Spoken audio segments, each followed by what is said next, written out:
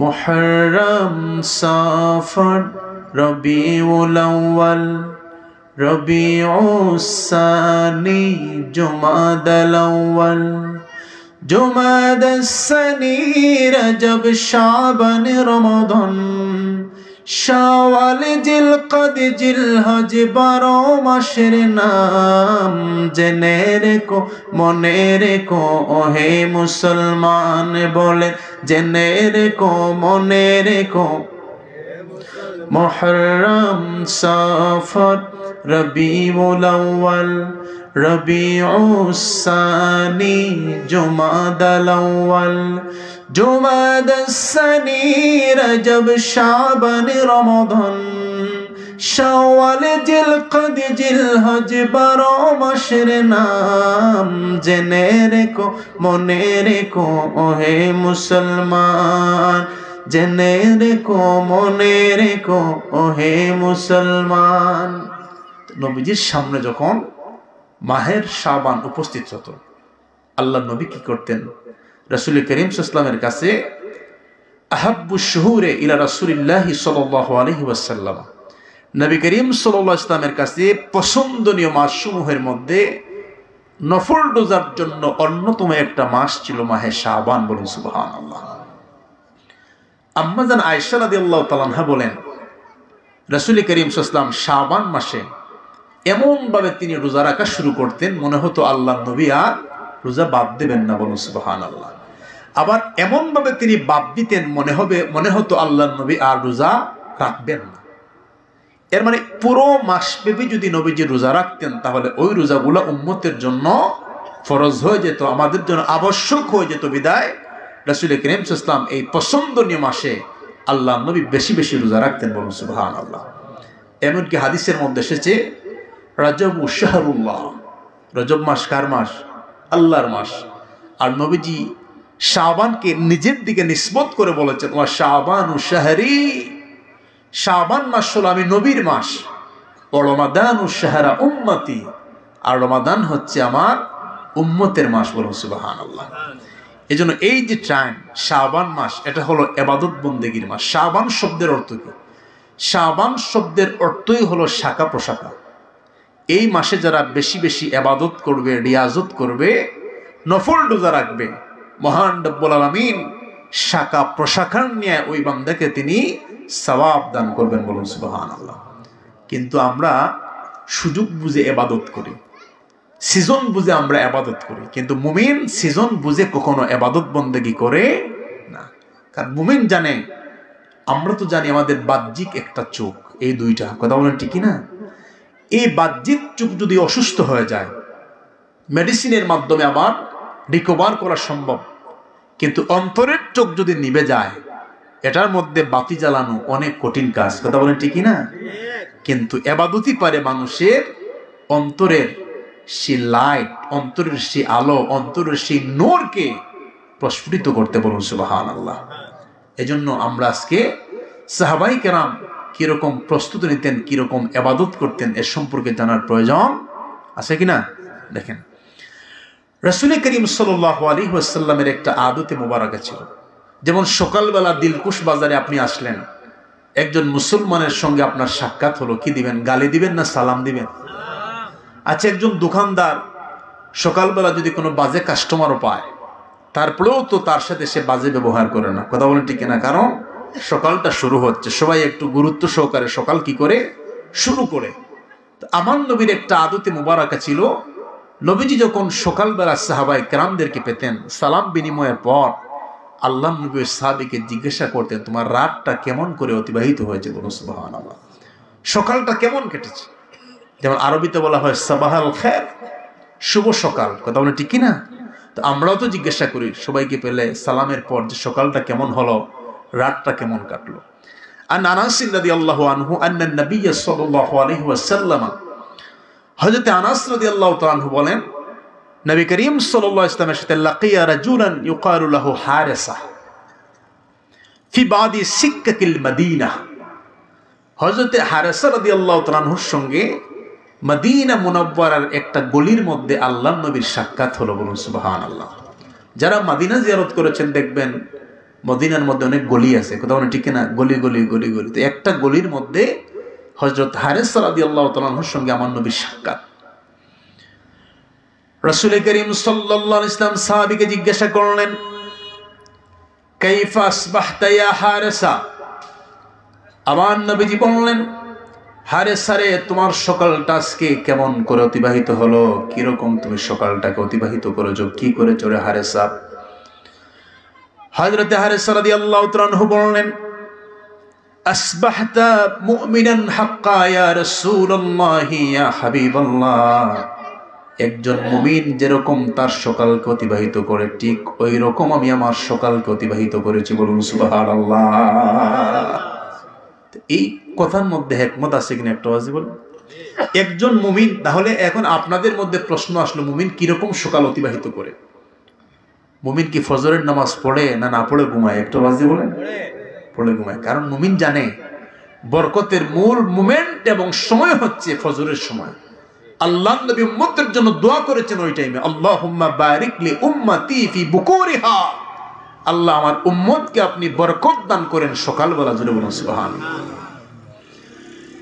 হযরত হারেসা রাদিয়াল্লাহু তাআলা আনহু বলছেন, ইয়া রাসূলুল্লাহ, একজন প্রকৃত মুমিন যেরকম তার সকালকে নবী অতিবাহিত করে, ঠিক সেভাবে আমি আমার সকালকে অতিবাহিত করেছি। এই কথা শুনে আল্লাহর প্রিয় নবী বললেন, ইন্না লিকুল্লি ঈমানান হাকীকা ফামা হাকীকাতুন ঈমানিক। আল্লাহর প্রিয় নবী বলছেন, হারেসা রে শোনো, মুমিনের প্রত্যেকটা কথার মধ্যে একটা হিকমত লুকায়িত থাকে।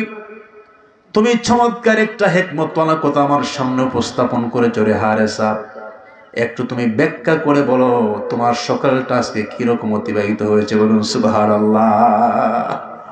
এখন নবী তো ব্যাখ্যা জানেন, তারপরেও আল্লাহর নবী বলছেন তুমি একটু খোলাসা করে, একটু ব্যাখ্যা করে তুমি বলো যে কেমন করে তোমার সকালটা আজকে অতিবাহিত হলো। হযরত হারেসা রাদিয়াল্লাহু তাআলা আনহু বলছেন, ইয়া রাসূলুল্লাহ ইয়া হাবিবাল্লাহ, নবী গো, আমার সকাল আর রাত কিরকম আমি অতিবাহিত করি। যখন রাত্রি আমার সামনে উপস্থিত হয়ে শান নামাজের পর আমি ইয়া রাসূলুল্লাহ একটু সময় বিশ্রাম নেই।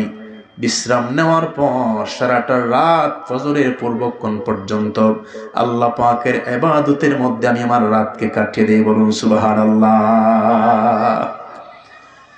আর গো নবী, যখন আমার সামনে দিন আসি, দিন আসার সঙ্গে সঙ্গে রাত্রিবেলা নফল নামাজের পাশাপাশি আমি সেহরি গ্রহণ করি।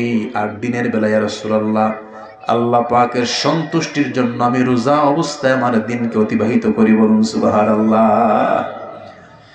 সাহাবী বলছেন, ইয়া রাসূলুল্লাহ ইয়া হাবিবাল্লাহ, যখন থেকে আমি এই আমল শুরু করেছি নবী, এই আমল যত করেছি তত আমার কাছে ভালো লেগেছে, আমার মহব্বত তত জেগে উঠেছে গো নবী। আর যখন বারবার এই আমলগুলা কন্টিনিউ করলাম, ধারাবাহিকভাবে এই আমলগুলা করলাম নবী গো, করার পরে আমি কি হলো, আমার অন্তরের হাল, আমার অন্তরের চক্ষু কিরকম হলো নবী গো। ওই সাহাবী বলেন, কাআন্নী বিআরশি রাব্বি বারিজা। এই আমলগুলা করার পর ধারাবাহিকভাবে ইয়া রাসূলুল্লাহ আমি যখন আল্লাহর আসমানের দিকে চোখ তুলে তাকাই, আসমান আমি দেখি না, আসমানের দিকে তাকালে সরাসরি আল্লাহর আরশে আজিম দেখতে পাই, বলুন সুবহানাল্লাহ। কে বলছেন? আমি হাদিসটা দেখে দেখে বলতেছি। আমার পাশে তোমার পিতৃতুল্য, আমার বাবার মতো যিনি আমাকে মহব্বত করেন, ওলামায়ে কেরাম সামনে সাহাবী বলছে, কাআন্নী বিআরশি রাব্বি বারিজা। ইয়া রাসূলুল্লাহ ইয়া হাবিবাল্লাহ, এই আমলগুলা করার কারণে নবী আসমানের দিকে তাকালে পৃথিবীর সমস্ত মানুষ আসমান দেখতে পায়, আমি আসমান দেখতে পাই না নবী। আমি আল্লাহর বারিজা স্পষ্ট আল্লাহ পাকের আরশে আজিম আমি দেখতে পাই। সাহাবী বলছেন, নবী শুধু তাই নয়, ওয়া কাআন্নী বিআহলিল জান্নাতি ফিল জান্নাতি ইয়াতানাআমুনা ফিহা। আর আমি ওই জান্নাতের নিয়ামতগুলা দেখতে পাই, আল্লাহ পাক যেগুলা তার বান্দাদের জন্য সৃষ্টি করেছেন। আমার চোখের মধ্যে আল্লাহ এমন পাওয়ার দিয়েছেন নবী, ওই জান্নাতের নিয়ামত পর্যন্ত পৃথিবীর মধ্যে দাঁড়িয়ে দাঁড়িয়ে দেখতে পাই, বলুন সুবহানাল্লাহ। কি কিচ্ছা বলছি না হাদিস বলছি?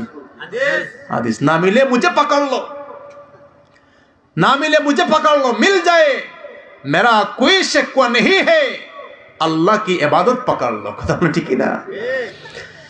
সাহাবী বলছেন, নবী শুধু তাই নয়, কাআন্নী বিআহলিন নারি ফিন নারি ইয়াযবুন।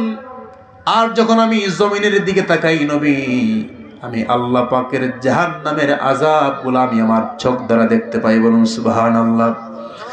আল্লাহর নবী এটা শুনে বললেন, সাবির শোনো, আবসারতা ফালজাম, এ আমার হারেসা শোনো, তুমি আল্লাহ পাক কেমন ভাবে ইবাদত বন্দেগীর মাধ্যমে মহান রবকে তুমি সন্তুষ্ট করে ফেলেছো রে হারেসা। আল্লাহ রাব্বুল আলামিন তোমার অন্তরের চোখটা খুলে দিয়েছেন। ফালজাম, তুমি নিয়ামতটা ধারণ করে রাখো। আল্লাহ রাব্বুল আলামিন তোমার হৃদয়ের চোখকে যেন আরো প্রশস্ত করে দেন। বলুন সুবহানাল্লাহ। এবার আমার নবীজি খুশি হয়ে বললেন, হারেসা রে শোনো, তুমি যে এইভাবে মহান রব্বুল আলামিনকে ইবাদতের মাধ্যমে খুশি করেছো রে হারেসা, আমি রাসূলুল্লাহ সাল্লাল্লাহু আলাইহি ওয়াসাল্লামের কাছে তুমি কি চাও? হযরত হারেসা রাদিয়াল্লাহু তাআলা আনহু বলেন, ইয়া রাসূলুল্লাহ, ইয়া হাবিবাল্লাহ, নবী গো, পৃথিবীর কোনো সম্পদ আপনার কাছে চাই না, পৃথিবীর কোনো দৌলত চাই না নবী। নবীজি বলেন, কি চাও? আল্লাহ পাকের দরবারে দোয়া করে সবগুলা তোমার কাছে নিয়ে আসবো। হযরত হারেসা বলছেন, নবী, আমি আপনার কাছে একটা দোয়া চাই, সেটা হলো আল্লাহ রাব্বুল আলামিন যেন আমি হারেসাকে শহীদ হিসেবে যেন আল্লাহ পাক তার দফতরে কবুল করেন। বলুন সুবহানাল্লাহ। আমরা যদি এরকম আসমানের দিকে তাকালে আল্লাহর আরশে আজিম দেখতে পাই, জান্নাতের নিয়ামত দেখতে পাই, তাহলে কি আমরা দোয়া করতাম, আল্লাহ আমাকে শহীদ করেন? বলতাম, আল্লাহ হায়াত আরো বাড়িয়ে দেন যেন এগুলো আরো দেখতে পারি। কথা বলেন ঠিক না? তো সাহাবী এত নিয়ামত পাওয়ার পর নবীজিকে বলছেন, নবী, ওই মঞ্জিলটার জন্য দোয়া করেন যেটা হলো শাহাদাতের মঞ্জিল। সুবহানাল্লাহ। আল্লাহ নবীর সঙ্গে সঙ্গে আল্লাহ পাকের দরবারে দোয়া করলেন, রব্বুল আলামিন, আমার হারেসার অন্তরের আকাঙ্ক্ষা হলো, হারেসা রাত জেগে জেগে আপনার বন্দেগী করে, দিনের বেলা হারেসা রোজা রাখে। হারেসার অন্তরের আকাঙ্ক্ষা হলো হারেসা শাহাদাতের মঞ্জিল পেতে চায়। রব, আপনি আমার হারেসাকে শহীদ হিসেবে কবুল করে নেন। বলুন সুবহানাল্লাহ। আল্লাহ নবীর দোয়াটা কবুল হয়ে গেল। রাসূল করিম সাল্লাল্লাহু আলাইহি ওয়াসাল্লামের দোয়াকে আল্লাহ পাক মঞ্জুর করে নিলেন।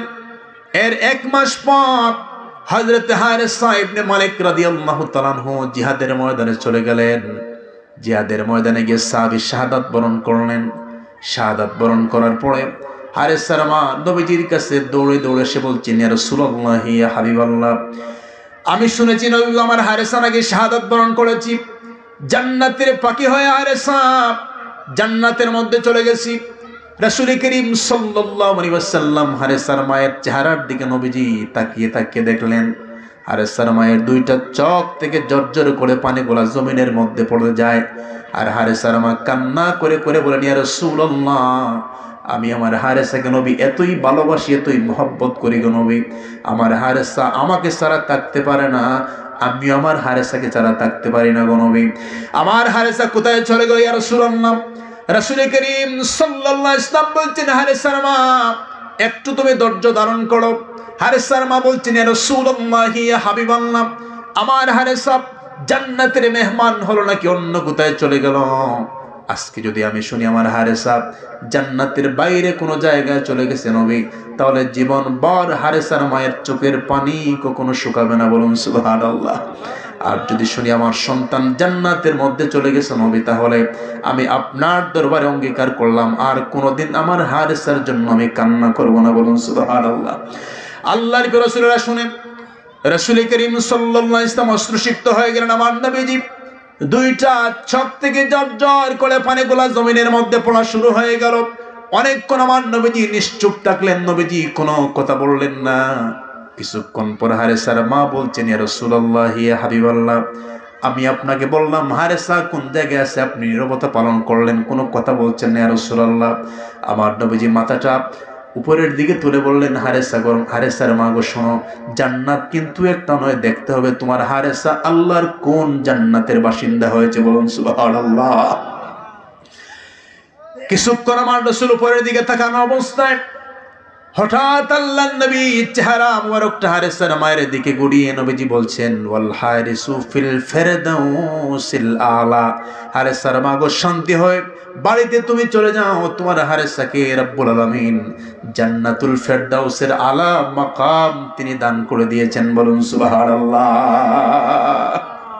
এজন্য ইবাদত এবাদতকে, কোনো এবাদতকে আপনি ছোট করে দেখতে পারবেন না, কারণ এবাদতের মাধ্যমে মানুষের বাহ্যিক চোখ নয়, অন্তরের চোখটা খুলে যায়। বলুন সুবহানাল্লাহ। আল্লাহ নবী বলেন, ইত্তাকু ফিরাসাতাল মুমিন ফাইন্নাহু ইয়ানজুরু বিনূরিল্লাহ। ফেরাসতওয়ালা মানুষদেরকে তোমরা ভয় পাও, আল্লাহর নূরের মাধ্যমে তোমরা যা দেখো না তারা তা দেখতে পায়। জোরে বলুন সুবহানাল্লাহ। কারণ ইবাদত করতে করতে তাদের অন্তরের চোখটা ওপেন হয়ে যায়, তখন সে আল্লাহর নূরের মাধ্যমে ওই বান্দা এমন কিছু দেখে যেটা সাধারণ বান্দা দেখে না। বলুন সুবহানাল্লাহ। এজন্য বুখারী শরীফের হাদিসের মধ্যে এসেছে, আমার রাসূল করিম সাল্লাল্লাহু আলাইহি ওয়াসাল্লাম রাত জেগে জেগে আমার নবীজি ইবাদত বন্দেগী করতেন। শীতের কালে নবীজির ইবাদত বাড়তো নাকি কমতো? একটু আওয়াজ দিয়ে বলেন। শীতকালে বাড়তো না কমতো? শীতকালে নবীর ইবাদত বন্দেগী বেড়ে যেত। শুধু আমার নবী নয়, নবীর মেয়ে ফাতেমা রাদিয়াল্লাহু তাআলা আনহা, শীত যখন মা ফাতেমার সময় যখন শীতকাল চলে আসতো, মা ফাতেমা রাদিয়াল্লাহু তাআলা আনহা শীতকালে ইবাদতের মাত্রা তিনি এতই বৃদ্ধি করতেন, এতই লম্বা লম্বা এক একটা সেজদা দিতেন। কিতাবের মধ্যে এসেছে, ফাতেমার একটা সেজদা শেষ হতে না হতেই ফজরের আযানের সুর ওনার কান পর্যন্ত চলে আসতো। বলুন সুবহানাল্লাহ। মা ফাতেমা রাদিয়াল্লাহু তাআলা আনহা সালাম ফিরানোর পরে আল্লাহ পাকের দরবারে ফরিয়াদ করে বলতেন, রব্বুল আলামিন, আপনি কেমন ছোট ছোট রাত আপনি দান করলেন, রাতগুলোকে আপনি একটু লম্বা করে দেন, ফাতেমা যেন আপনার কুদরতি কদমের মধ্যে প্রাণ ভরে যেন সেজদা দিতে পারে। বলুন সুবহানাল্লাহ।